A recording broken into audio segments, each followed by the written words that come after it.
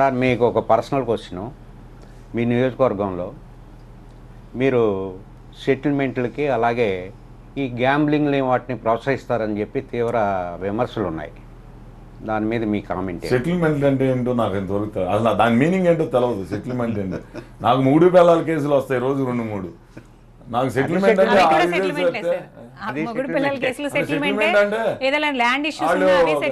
Maximum కలపడానికి ప్రయత్నం చేస్తాం, విడిపోతే విడాకులు ఇప్పించడానికి ప్రయత్నం చేస్తాం తప్పితే సెటిల్మెంట్లు అంటే మేము చిన్నతనంలో వినేవాళ్ళం గుణదల్లో జరిగాయని.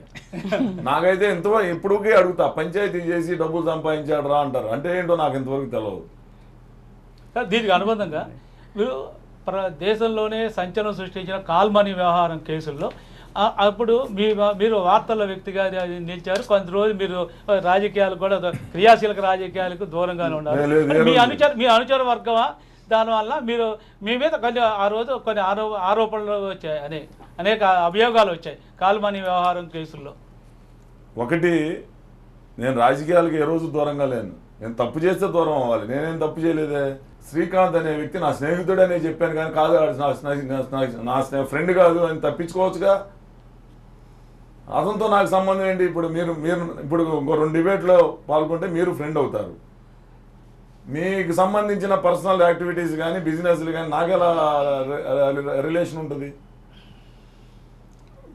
ఏదో మీడియా ఆ రోజు పట్టుకున్నారు. అది ప్రభుత్వం ఉండి కూడా, తెలుగుదేశం పార్టీ ప్రభుత్వం ఉండి కూడా మరి మీడియాలో అంత ఇదిగా చేశారంటే అది కొంచెం మేము కూడా మేనేజ్ చేసుకోలేని పరిస్థితుల్లో ఆ రోజు ప్రభుత్వం ఉందనే నేను అనుకుంటా ఉన్నా.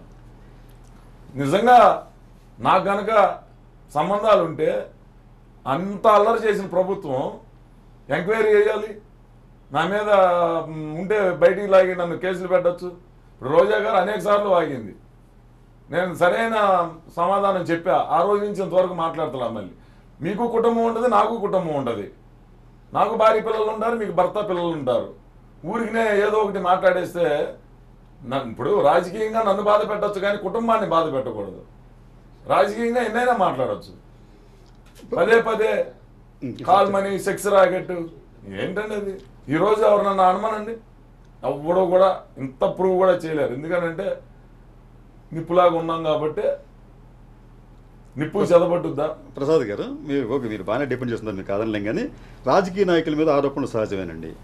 అలాగే మీ మీద అట్లాగా ఆరోపణలు ఉండొచ్చు, కానీ నిజాయితీగా ఉన్నాడు, పడలేడండి. అదే సార్ అంటున్నది. ఇప్పుడు ఈ ఆరోపణలకు సంబంధించి ప్రత్యక్షంగా జరిగిన సంఘటనలు అంటే మీరు ఒక రెవెన్యూ ఆఫీసర్తో మీరు గొడవ పడటం, ఒక విఆర్ఓని మందలించడం, ఒక సబ్ కలెక్టర్తో మీరు గొడవ పడటం, ఇలా అనేక సంఘటనలు జరిగినాయి మీ కెరీర్లో రాజకీయ పరంగా చూసినప్పుడు. అలాగే మీకు మీద వచ్చిన ఆరోపణలకు సంబంధించి కొన్ని కేసులు కూడా ఫైల్ అయినప్పుడు మీరు విదేశాలకు వెళ్ళిపోవటం, ఏది ఏమైనప్పటికీ కూడా ఎన్ని కేసులు పెట్టినప్పటికీ కూడా మీరు ఎక్కడా కూడా ఒక్కసారి కూడా అరెస్ట్ అయిన దాఖలాలు లేవు. అంటే ఇదేనా I think you are an great escape artist. ఎట్లా మీరు తప్పించుకోగలేరు వీటి నుంచి? నా మీద పెట్టింది ఒకటే ఒక కేసు. అది ఈ ఎంఆర్ఓ డిప్యూటీ తహసీల్దార్ని కొట్టారు అని ఒక కేసు పెట్టారు. అది నాకేమైనా సంబంధమా సార్?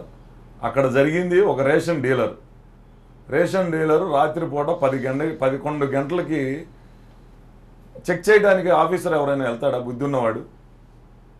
నేను మా వాళ్ళ కుర్రాళ్ళని వెళ్ళి ధర్నా చేయండి అక్కడ, నైట్ టైము చెక్ చేయటం ఏంటి, ఏదైనా ఉంటే పగలొచ్చి చేసుకోవాలని చెప్పి నేను కుర్రాళ్ళని పంపిస్తే ధర్నా కూర్చుంటే కొట్టారు అని చెప్పేసి మా మీద కేసు పెట్టి 307 అటెంప్ట్ మర్డర్ కేసు పెట్టి, అంటే నేను వెళ్ళి మేము కొట్టబోయాము, నా మీద కేసు పెట్టారు కాబట్టి అరెస్ట్ చేసుకోండి, నేను జైల్లో కూర్చుంటానని చెప్పి ఎదురెళ్ళి నేను జైల్లో కూర్చోవాలండి? అది ఎస్కేప్ అవటం అంటారా?